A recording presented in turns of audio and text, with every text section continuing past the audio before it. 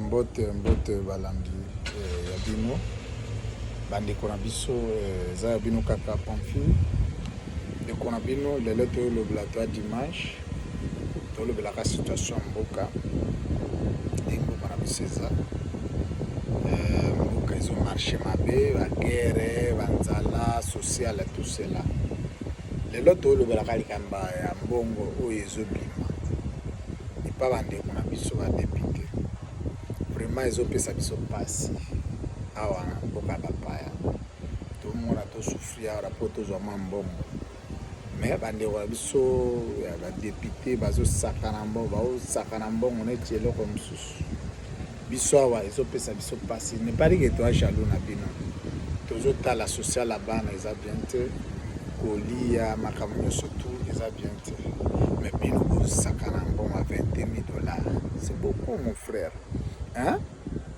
Bandeko na biso donc mboka yango toya kotikelaka bino vivra bien boliaka bien bosombama mapango biso toya tosomba eloko te ni kwa donc tofuli bino peuple tovote bino mais siko retour na biso les créatifs po wana bambana bino batanga na Congo bakomotanga hier obeli mwa genou oke na Londres na Sri Lanka ko se traiter siko biso petit peuple nde lelo vraiment message nanga to ko alerter ko to ko passer message par la députée d'abord en particulier to vota bino bo voter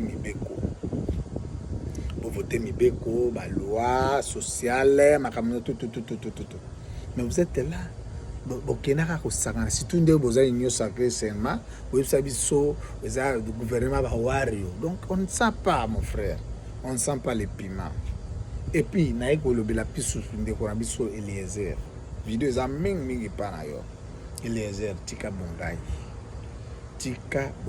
tu n'as rien fait dans ce pays tu n'as rien fait au salaire le côté pour tel que tu es là moi je te pose toujours mille questions.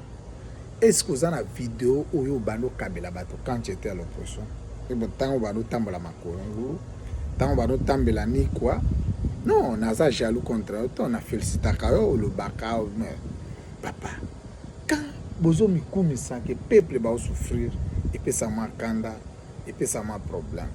Alors, tout ce qui le progrès ali qu'il y a un développement que les choses marchent, les choses marchent bien.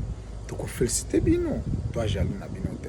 Mais les heures, quand ozala ki na katumbe, parce que obaki c'est que dit 12e année le côté.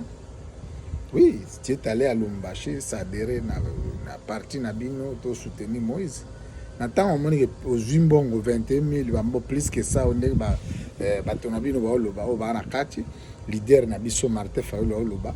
Tozolanda to contredire te puisque ne peut pas faire sortir biloko moko eza irréalité biloko wana kokoloba ngo te po yo zana so pesi moto 50 francs olobi yango na télévision mais le bana éclairer biso ba pesa biso détail non bon wana sincèrement pour toza obligé de le savoir ce n'est pas une injure on a critiqué toi on a besoin peuple to eba mbongo na biso bafuta bino combien bafuta bino ba tranche nini to yeba éclairer l'opinion quand bomi comme ça na télévision que okwesa ministre Eliezer na ozomisa okwesa ministre okwesa ministre après ministre ana qu'est-ce qui a changé ce pays et loko lipa ni nekita nguba ni nekita les dollars ni nekita oui après ministre ana obotia après lui qu'est-ce qui a changé dis-moi okwesa ministre éducation na biso ya mboka universitaire éducation nationale et enseignement supérieur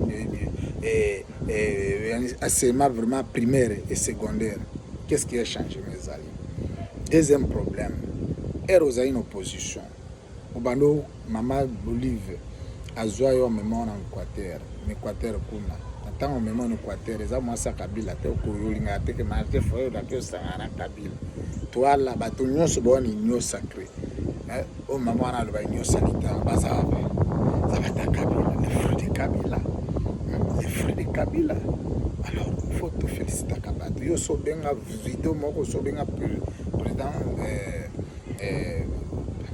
président Kabila benga Kabila il les laissé à tromper les gens Et là, comment que changer dans le Congo en exact, tu n'as rien fait, tu n'as rien construit, tu n'as rien changé ces pays. Nzala, souffrance. Et puis, vous avez les premiers mandia. Il y a aussi la télévision, il y a les vidéos. C'est les députés au Congo où il y a 5 bongo si toi. Les autres, même s'ils ne parlent pas, mais ils sont quand même. Moi, ils gardent quand même leur. Mais toi, là, les premiers qui sont la caméra, vidéo, ils arrivent. Et ça, on va sourire. Ça, le cochon. C'est-à-dire, les premiers députés au vote, ils ont sourire. Tout ça, là, on va bien compagnie au fond, ils sont des partis politiques. Les partis politiques, là, c'est une société ouvrir pour le peuple congolais. Qu'est-ce qui va changer? Ce qui aujourd'hui est là. Où est comme ministre? Il ne sera pas ministre. Comme ministre n'a pays ou jamais. Parce que chance à nous sauver. Pour Katumba, si on est compétent, le président Félix, si on est compétent, la liste va gouverner l'équipe. Bref, tu n'as rien fait dans ce pays. Permettez d'utiliser les noms. En tant que grand frère, en tant que papa, n'a pas ingéré. Et puis, n'a pas fait pas à mes amitiés. Laissez à s'adresser à Kantiel Sangapota. Il fait ministre, il fait aussi député. Alors, il fait un peu de respect, Eliezer. Il parle en décor, les leader n'a pas Équateur. Donc, tu n'as rien fait, Eliezer. Tu n'as rien fait dans ces pays. Eliezer, au sein de l'autre côté.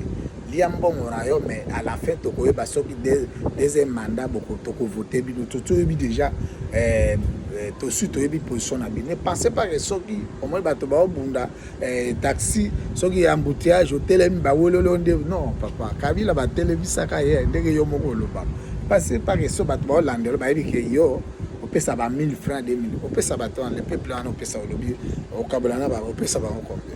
Pour nous dire, qui n'est pas besoin d'acquérir un Équateur pour nous, pourquoi on peut savoir à Esti, Kassai, allez d'abord chez nous, à Inongo, Maïndombe, Mbandaka, Bondanga, Bokatola, Kiri, Penzo, on peut savoir tout à l'heure. Et les zéros, ça est l'autre. Donc, ma députée, je peux me leur comprendre. Mais yo, je m'adresse puisque tu veux se faire montrer que yondo leki. Papa, ou leki, nana lingina ndima punde konanga biloko lubaka. Ok, tu parles, je te félicite. Okitisa ta lipa nini. Ok, yo Eliezer okitisa. Sous ça les nini, enseignement, ton ministère d'enseignement, tu es primaire, seconde. Qu'est-ce que tu as changé? Qu'est-ce qui a changé dans ce pays-là?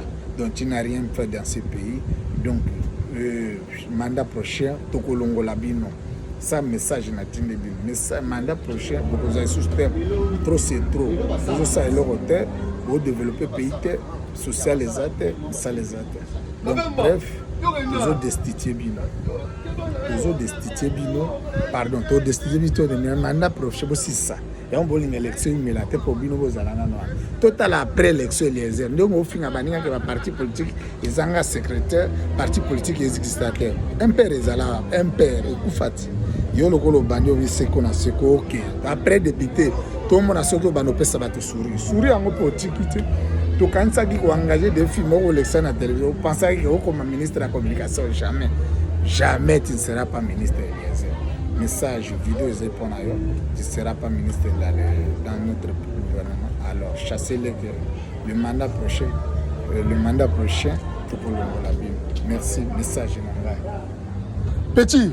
On veut que au salaire vienne à on est en salaire. C'est ça. Kotaramba, mon a cambié. En fait, mais au la journée, au prêcher, au la journée. Moi, prêcher à YouTube, en fait. Au Banga. Au Banga. On m'a dit, là, tu n'as pas reçu le mandat au prêcher à YouTube. Genre, non? Oh, salut. Ok, c'est fait. C'est ça, c'est calme, maman. Yeah.